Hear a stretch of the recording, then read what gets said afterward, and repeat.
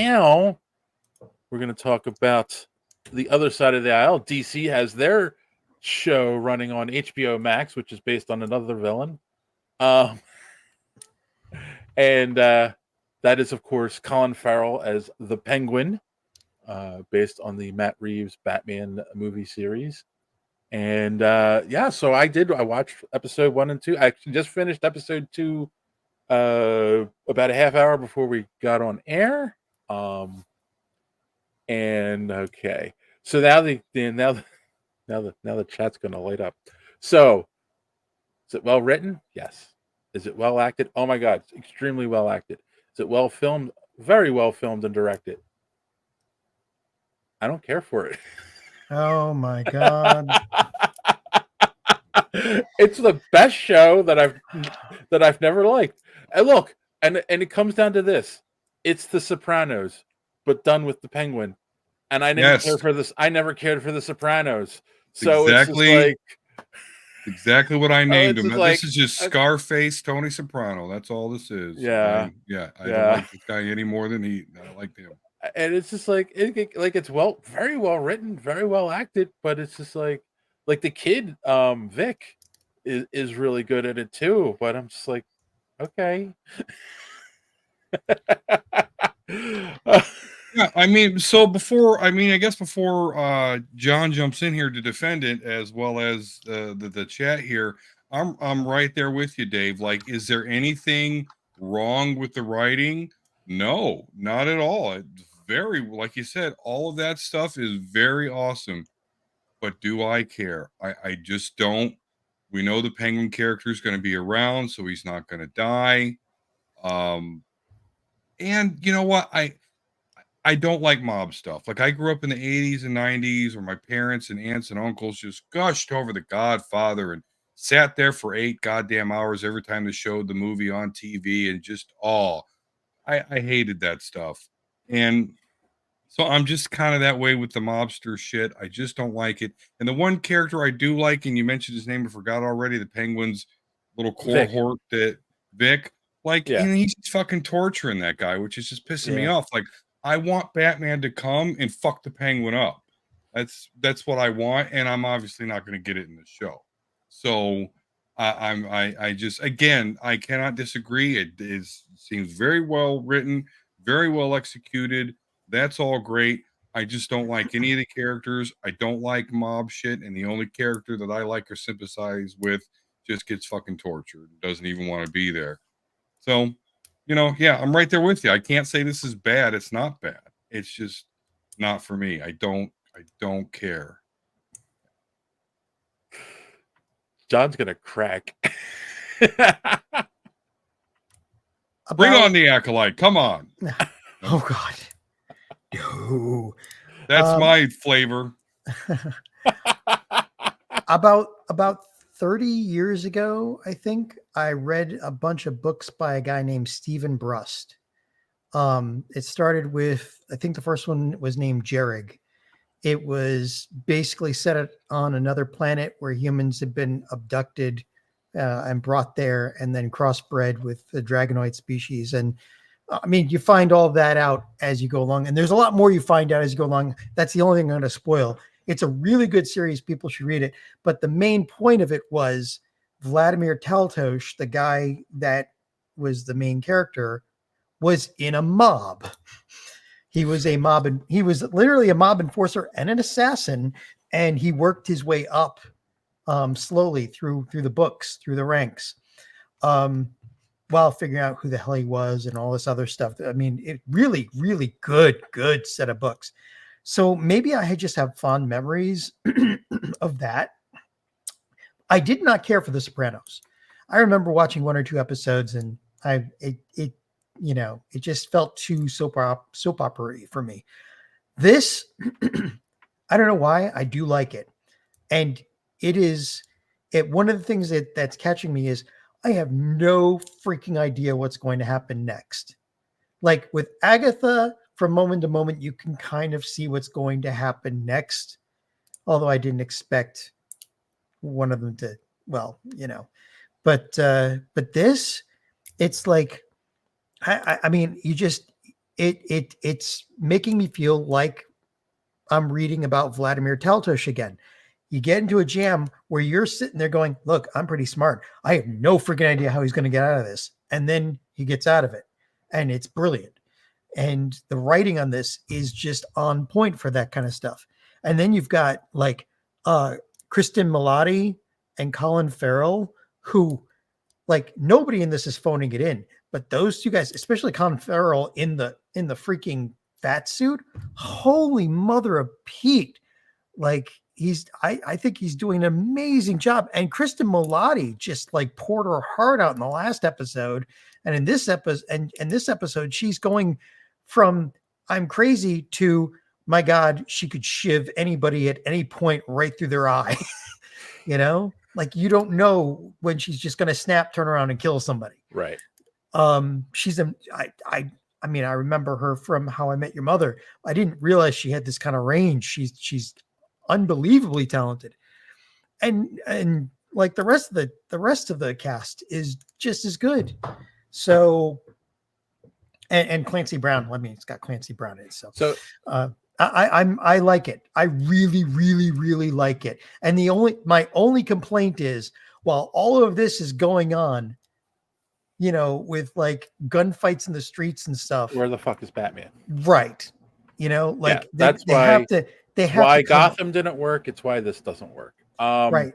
They have to come up with a way, something to explain that, or maybe they're going to have to at some point say, oh yeah, I mean, if they don't want to show Batman, they're at some point they're going to have somebody walking wounded going, yeah, the Batman was there. He took us all down. Yeah. Right? They have to do something like that because Batman can't just suddenly disappear. Gotham gets away with it because it's pre-Batman. This is like he's there and operating, and he's been operating for a while. Yeah, and they keep talking about the flood and all of that, so we know it's in that where the world is with that, and it's like, okay, well, they're not acknowledging his presence at all in this show, and it's like, well, that's stupid. So here, I want to address a couple of the comments real quick in the chat. So first off, Kassan says Safaya is such a perfect villain.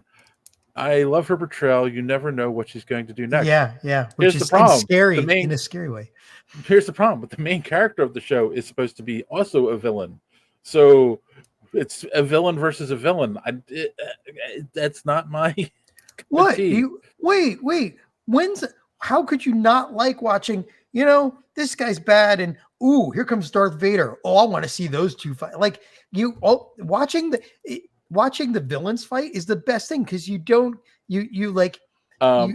not really afraid whichever one wins because whichever one wins, it's going to be a great show.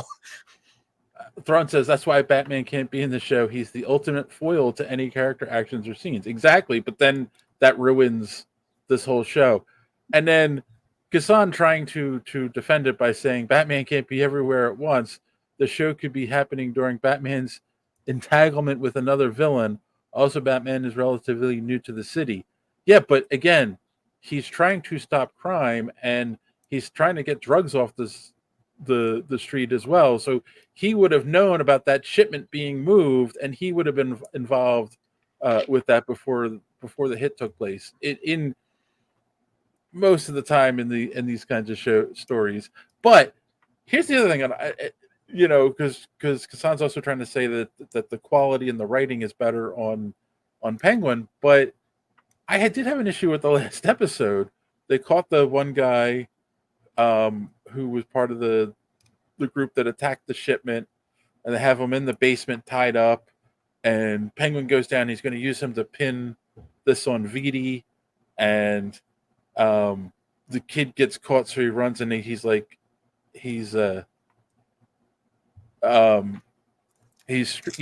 screwed. So his play is to kill the guy.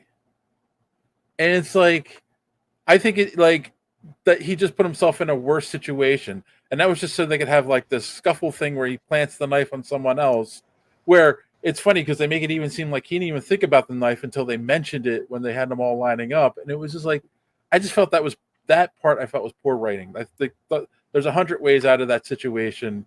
And that seemed like the most extreme, just so you can have the shock of, oh, look, he is a villain. He killed a guy. And it's like, I don't know. I mean, like at that point, you're playing it by ear. And let's like Penguin's never been the most brilliant. He's usually living by being cunning.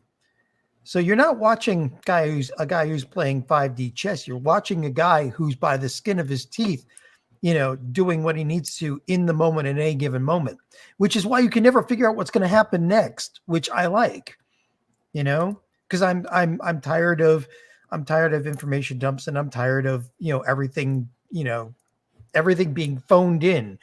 I like the way they're writing this. Yeah, I'm just waiting for him to get his shotgun umbrella. When's that coming? Maybe with a knife on. Yeah, I saw something where they said they're not going to do any of that kind of stuff, and it's just like, why? Where's his? See, that would have been cool if he had a knife on his umbrella, and that's how he stabbed the guy and got away with it. But... Well, maybe they'll work their way up to it. I mean, like I think do that and still have the realism that they're looking for. I mean, who wouldn't want to put a shotgun in an umbrella? I guess what I was hoping out of this show, and I'm not saying they're not doing it, but it also is a very slow burn, which is annoying me. Like, because each episode's an hour long, and there's 8 episodes altogether, so 8 hours to tell this story. It's a little frustrating. Like, I don't care that much about the Penguin that I want to see an 8-hour origin story. But I feel like the crux of the story needs to be no one respects him, and they call him the Penguin to disrespect him, right? Because he waddles. And then by the end of the last episode, the 7th and 8th episode is him coming into power, but like killing whoever the mob boss is that he's killing to take over, an area. And he goes, yeah, that's right, I'm the Penguin, and then he just starts calling himself the Penguin from then on, as like, he takes it on as like my mantle of I'm the badass now. But like, own it, yeah, right. But I don't know, it just didn't feel like they say the Penguin randomly. It doesn't feel like they're using that in any kind of way to drive that in the story. Like, to me, that's a cool way to do the Penguin story. This is just like, it's The Sopranos. it's what's his face, Scarface Soprano, working his way up the chain. Again, Scarface, Tony Soprano, yeah. But okay, but let me not completely shit on it, because as I'm watching this, though, I did say to myself, boy, this is really kind of cool for those that are into Batman, for them to learn more about Gotham, and for Gotham, the setting itself, to kind of get developed through this show. We've got a fucking mob boss guy in prison, still conducting business. So it is giving us good flavor as far as, how far down the corruption goes in Gotham. Although they did also kind of sell that pretty well in the Matt Reeves Batman movie with Battington. Matt Reeves. Yeah. So, in that respect, I did appreciate, I guess, them doing that. And I guess they might as well use Penguin, as their vehicle to do so. I just, for somebody like me that's surface level Batman fan, 45 minutes into it, I'm like, okay, is this almost over? Like, and I feel bad because I could tell it's good. It's not my genre. I'm not a big anti-hero guy. Obviously I came to comic book prominence in the 90s, where that was all the buzz with Venom and everything, all the anti-heroes. Obviously Darth Vader being a great anti-hero. So I get it, but yeah, we've got 2 anti-hero series going right now, and it's wearing on me a little bit, I think. Yeah. I mean, there's absolutely nothing wrong with saying, this is good, but it's not my cup of tea. But still recommending it to anybody who's into that kind of stuff. Exactly. Oh, if you like mob shit, this is probably the best mob shit I've ever seen. Like, I know The Sopranos is graphic, but this is that times 5. They don't give a fuck. Oh, somebody's gonna die. Oh yeah. They're it's Right. very visceral. That- Oh, I'm gonna keep my knife in his chest while he's spasming. Yeah, okay. And we're not gonna pan the camera away just so you imagine. No, we're gonna show you the fucking wound. Like, yeah, no, it is. If you like Right, and mob violence, this is it. yeah. that's what was my point at the beginning. Like, this is a really well done show. It's just not my cup of tea, like so. It's a All mystery right. why I like it, because, like I said, I Yeah. didn't like The Sopranos, but this one has caught me. And maybe it stems from, again, Stephen Brust, Jerrig was the first book. Look them up. They're probably still in print because they're just that good. Anyway, so yeah, there you go. Thanks for watching this clip from the Superhero Speak podcast. And don't forget to watch us live every Sunday night right here on this channel.